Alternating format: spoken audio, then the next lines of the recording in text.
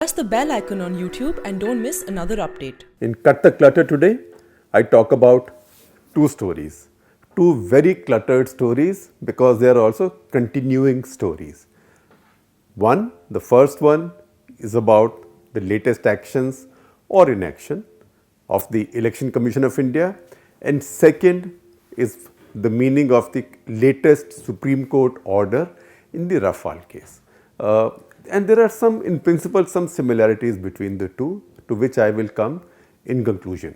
So, if we look at the Election Commission, today the Election Commission took its first really firm step in this election campaign when it decided to not allow the release of the biopic on Prime Minister Modi. This is the Vivek Oberoi biopic.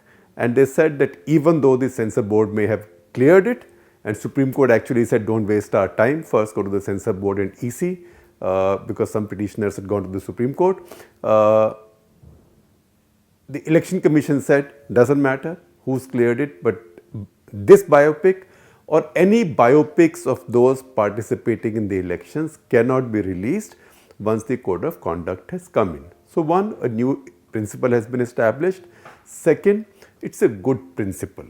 You remember that something similar had come up in Punjab in election time when the film Udta Punjab was being released, which had insinuations that many people, key people of the ruling party then, especially the brother-in-law of the chief minister or something like that, was involved in drug smuggling, and it painted a picture of Punjab which was then seen to benefit one particular party, in that case Aam Aadmi Party, which was a big player in Punjab. That wasn't stopped. This time the Central Election Commission has stopped this film. It's a welcome step. It's welcome also because it's the first real assertion, decisive assertion of institutional authority by the Election Commission of India in some time. We have seen many things happen in the last few weeks. An Election Commission has been under pressure. All of us have written editorials and spoken critically of the Election Commission. It has sometimes looked like a paper tiger, which means Yogi Adityanath says something, he gets a warning and he is asked to be careful in future. Somebody else says something, he gets another warning. The governor of Rajasthan, Kalyan Singh, another warning, and then a letter is written to the president, and obviously the president has not acted on it because all institutions in some ways are now coming up, are challenged to be adequate to the expectations from them. And I must say the president, by not acting on that Kalyan Singh letter so far, has done himself no credit, and I am hoping, because we appreciate him for being a decent person, we are hoping that he will do something about it. So, those just became warnings.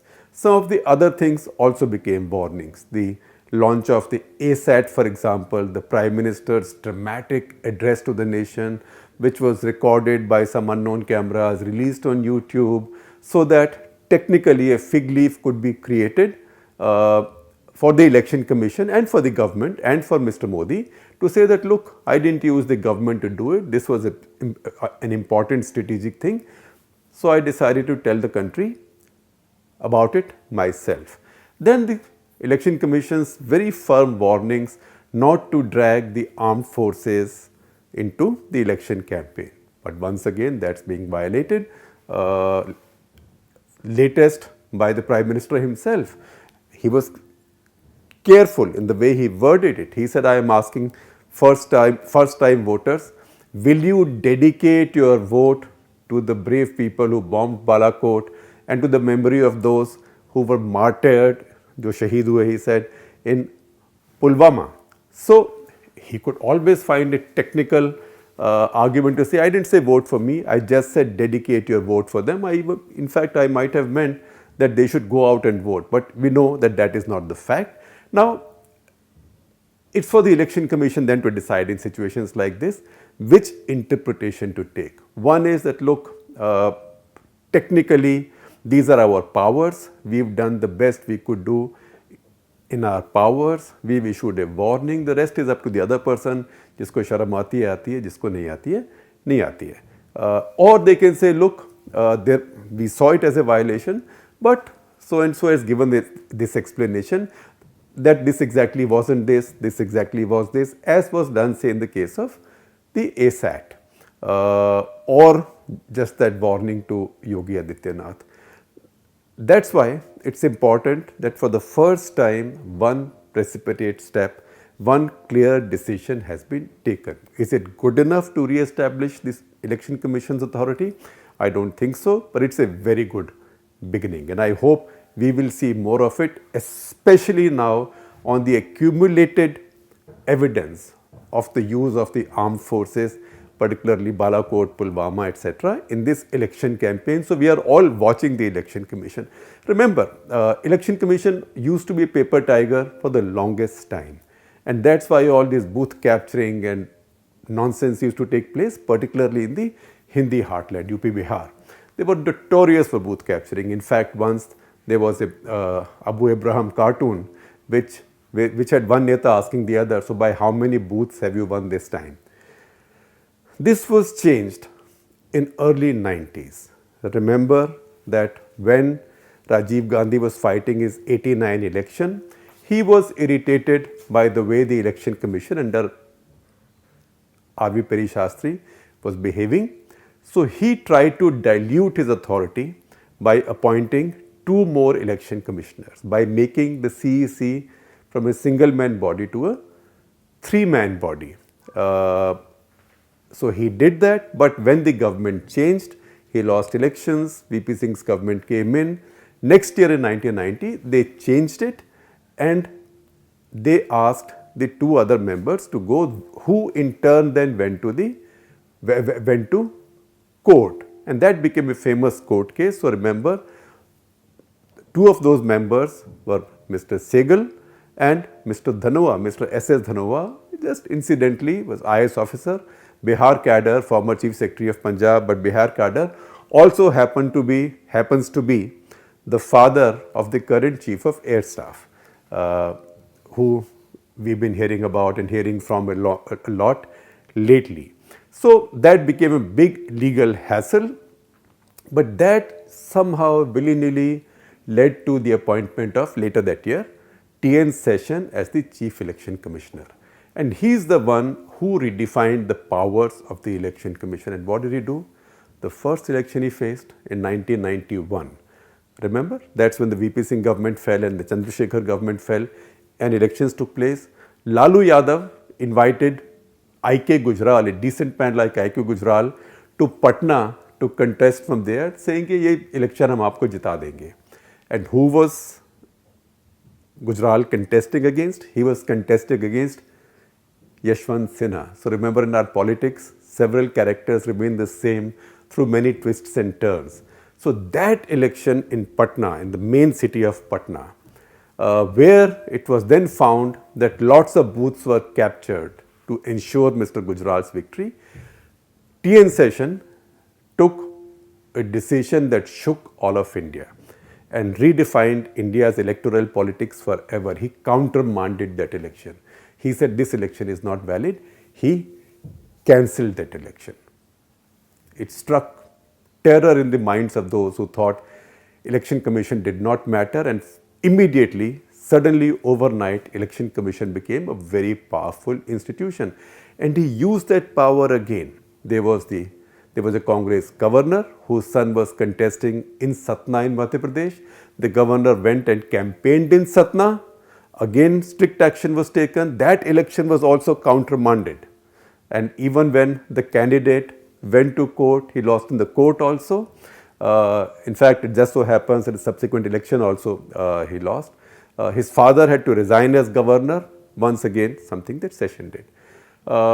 And more such stuff was done. He took the Election Commission to its glory in 1995 when he, for the first time, ensured a totally fair election in Bihar, when people of lower castes, Dalits, really Mahadalits, really the poorest and the weakest could come out and vote. Do you know how many companies of paramilitary forces did he send to Patna in 1995? 850 companies. And he said, I shall not allow any booth to be captured, and I shall not allow anybody to be prevented from voting. So that established the stature of the election commission. Then came many others, G.M. Lingdo, who ran a very firm election in Gujarat in 2002. Mr. Modi would be irritated with him, and in fact he sometimes would taunt him as James Michael Lingdo. Mr. Lingdo was actually from a very small tribe in the northeast. He was a Khasi tribe in Meghalaya, tribe of just about 1 million people at that point. But he came and he became a big, powerful symbol of this institution, and since then has lived in retirement in Hyderabad quite anonymously. So these are the people who built this institution, and it's important that this institution does not lose its power and stature. Governments will try to do it, and governments have tried to do it, starting with making it a 3-member body. But really, anybody who gets a job as election commissioner has to remember that this country only has 3 such at any given point of time. That the fate of 1.3 billion people and the trust of that the fate of 1.3 billion people depends on democracy, and the faith of 1.3 billion people in that democracy comes from the belief that this election commission will give us a fair election. So that is the test that this election commission has to pass. The 3 members are very decent people, eminent people with experience. They are there. It's for them now to either build a great legacy or on the legacy they've inherited, or to let it be business as usual. In that process, I am glad that this action has been taken of stopping the release of this movie. This is a welcome new change. Now second, the Supreme Court order today on Rafale. Once again, we'll pick up the thread where it was left the last time we were in court. We as in the case was in court, and we as Cut the Clutter was in court to explain this to you. In the last hearing, the government, as we would remember, the Attorney General of India said that much of the material that the petitioners asking for inquiry in the Rafale deal, and those journalists who are raising questions about the Rafale deal, that most material that they have used is stolen material. What he meant was that these are documents which have been stolen from the Ministry of Defence or photocopied, as he said later, but these are super secret documents. They should not have gone out. They are going out as a violation of Official Secrets Act, and since this is stolen property, the court cannot take cognizance of these documents. The court cannot proceed with the case based on the knowledge gleaned from these documents.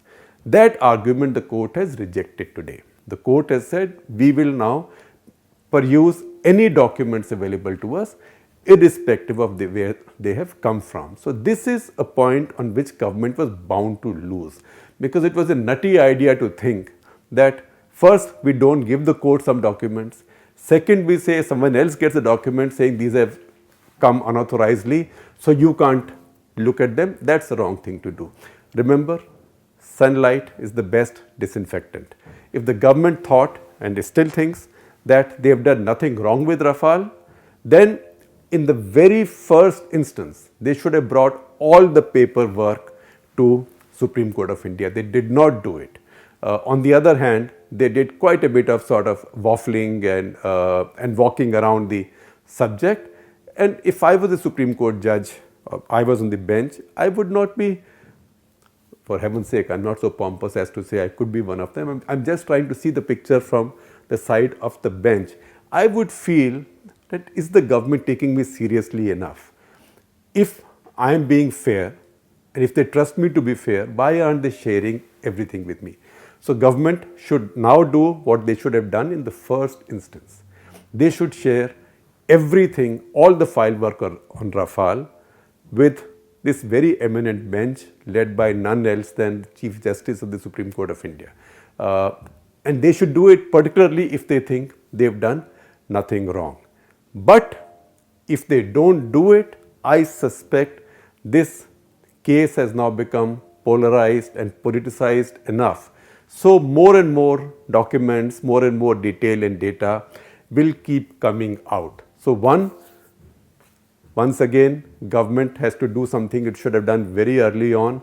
It should come clean. And I had said very early on also that there is at least one scam in Rafale, mega scam, that's called stupidity and arrogance. So government, if the government doesn't give that up, then once again, I'll repeat it and I'd used earlier, they are slipping down a slope on Rafale, which is now getting steeper, because what the Supreme Court has done today is a rebuff. And remember, once again, as I said yesterday in episode 137, I am one of those who's been relatively skeptical on Rafale being a mega scam. But with this series of mistakes, the government actually is making more and more people suspicious. And many of us come from the point of view that, look, armed forces need this equipment. Our armed forces suffer too much. Every little acquisition gets politicized, so India's defense suffers. That's a good, valid point. But that should not become then an excuse for lack of transparency and arrogance. So that is the lesson that the Supreme Court has given the Modi government today. I will conclude on this note. You might see me speak over the next few days from Tamil Nadu, where we'll be watching elections. So keep watching our YouTube channel. Please subscribe and please also ask your family and friends to do so.